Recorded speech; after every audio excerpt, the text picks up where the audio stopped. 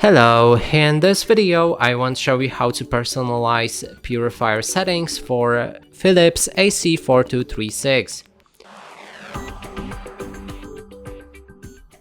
To do this, first you will need to open the Philips Air Plus app.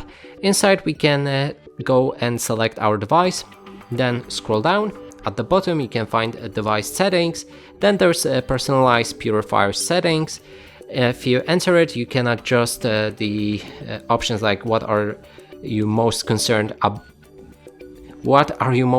about for your indoor air, and we can select multiple options. Then click on continue. How long ago have you moved into or renovated your house? Less than 6 months, 6 months to 2 years, or more than 2 years. And we can also select that and go to the next option. That's how we personalize purifier settings. And that's it for this video. Hope you like it. Please consider subscribing to our channel, leave a like and a comment below.